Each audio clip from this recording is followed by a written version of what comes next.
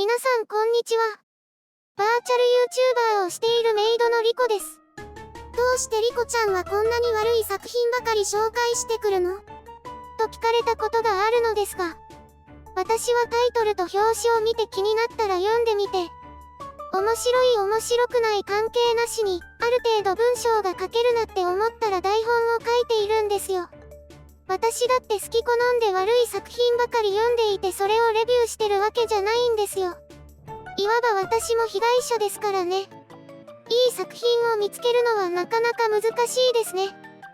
そして今回もね、タイトルやサムネイルで分かっているかもしれませんが、申し訳ないことに悪いと思った作品です。タイトルはこちらです。姉は剣聖で妹が賢者で、です。作者は、千機暗天様です。では、これよりネタバレと批判を含みます。嫌な方はチャンネル登録をしてからブラウザバックしてくださいね。いいですか？始めますよ。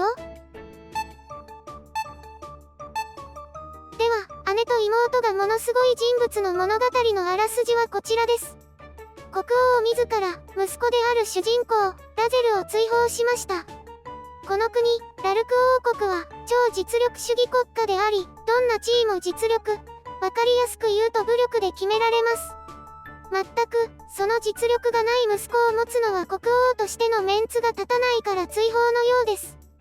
国外追放処分を受けたので、爆乳な姉の爆乳な親友と共に隣国へ行きました。さらには、剣聖である実のお姉ちゃんまでも国を捨ててラゼルの元へとやってきました。これから、ラゼルがお姉さんたちに甘々にいい子される冒険者生活が始まります。という感じですね。自分で率先して読んだくせに言うのもなんですが、なんで読んでしまったんでしょう。しかし、読んだからには、皆さんにもぜひ知ってもらいたい。という気持ちで、私は、感想を、言っていきます。ということで、まずは良いところを言いましょう。キャラ絵が大変いいと思います。主人公なんて、最初見たとき、いや、今でもですが、女の子にしか見えません。可愛らしい男の子たちはいろいろと見てきているんですが、しっかり男っていうのは一目で分かったのですが、どうしてか、この主人公はじーっと見ても男か女か分かんないんですよね。私はわりかし、こういう子好きですよ。可愛いですから。ずーっと、男か女か謎のままにしてくれているともっと良かったですけれどね。これにより、女の子同士がイチャイチャしているように見えるのがいいですね。私としては、嫌がられてもめげずに攻め続けるヤンデレ娘も見ていて好きです。ぶっちゃけ、完全なオネショタですよ。オネショタ好きにはおすすめの作品じゃないかしら？オネショタいいですよね。私好きです。この作品は、師弟どちらもラブラブではなく、ショタは反抗期真っ只中な感じの方です。どちらが好みか、というのがありますけれど、邪道と言われているらしいのですが、個人的な好みとしてショタが上な方がいいんですよね。私は責められたい。いい点はこれくらいですね。これからは悪い点と疑問点ですね。まずは、さっき褒めてたオネショタなんですけれどね。ショタ側が16歳という、結構年がいっちゃってるのが難点ですよね。ショタじゃないですよね、この年って。オネショタを売りにしている作品なのに全然ショタじゃない。高校生をショタっていうのは無理がありますよ。どうしてこんな年にしたのか、しなくちゃいけなかったのかはわかりますよ。いい年にもなって、一向に強くならないから追い出される。というシチュエーションにしたかったんですよね。ショタの年齢では追い出せませんから。わざわざ追放者にするからいけなかったんじゃないんですか？追放者じゃなかったら別な書き方もあるのにね。街中を一人で自由に動けるから国外まで誘拐される姉たちが救う。自分は実力がないからもう国には帰らない。はい、冒険者スタート。同じ話にできますね。流行りの追放者に乗っかりたかったのかしら？しかも、主人公はお姉ちゃんたちの甘々な対応を嫌がっているんですよ。思春期の弟とお姉ちゃんが好きであれば、ここは好きなシーンだったんでしょうけれどね。私は好きじゃない。さらに言えば、血のつながった師弟でのおねショタは見たくないです。近所にいる家族ぐるみで交流があって、私にすごく懐いているショタっ子を甘やかしたい。うへへ。先ほどは責められたいって言っていたのに話が違うじゃん、とお思いかもしれませんが、結局は、双方合意のもとでイチャイチャしたい、ということです。私メンタル弱いので、思春期のショタは辛いです。ですから、おねショタ、と一言で言っても向き不向きがあるんですよ。私は、ショタの年齢じゃない、甘えてこない、血がつながってる。の以上3点から、この関係性は気持ち悪い、って思いました。私個人の性癖ですからこれはしょうがない。刺さる人には刺さるはずです。私はその剣を受け止めて、誰かに刺さってほしいと願いながら遠くにぶん投げるだけです。どうか刺さりますように。まだまだ行きますよ。1話時点で、もう色々と疑問点が多いんですよね。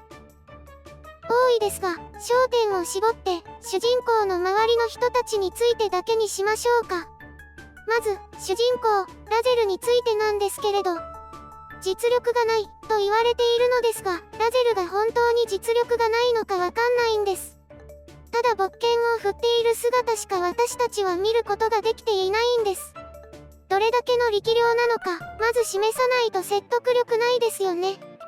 追放系全般に言えることでしょうけれど、この物語は、周りの人間が気づいていないだけとかではなく、本当に力がないようですし、ラゼルに甘々な姉でさえも、武力はない、って言ってますからね。お列永遠にはならないはずです。代わりにお姉さんたちがやってくれますから。お列永遠と変わらないか、おんぶに抱っこしているから余計に悪いかしら。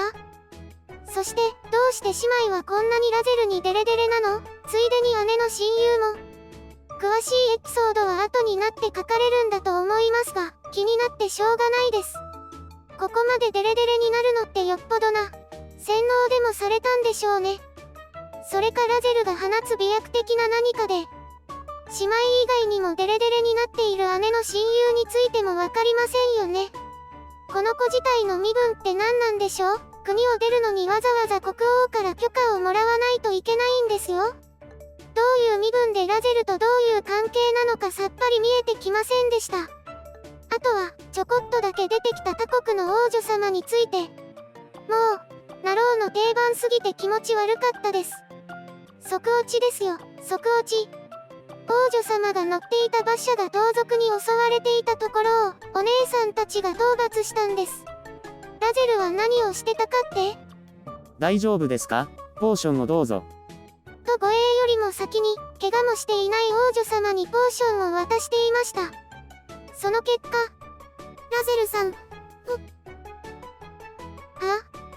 しかも、去り際はお姉さんにおんぶされてるんですよ。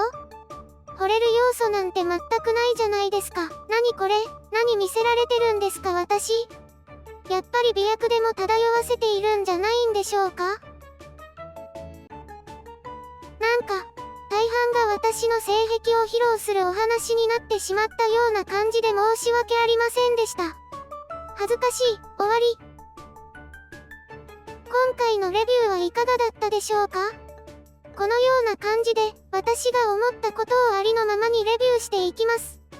このような私にレビューしてほしい作品がありましたら、概要欄にあるリクエストページよりリクエストをお願いします。気に入っていただけましたらコメント、高評価、チャンネル登録をよろしくお願いします。また次回、レビューしたい作品がありましたら、お会いいたしましょう。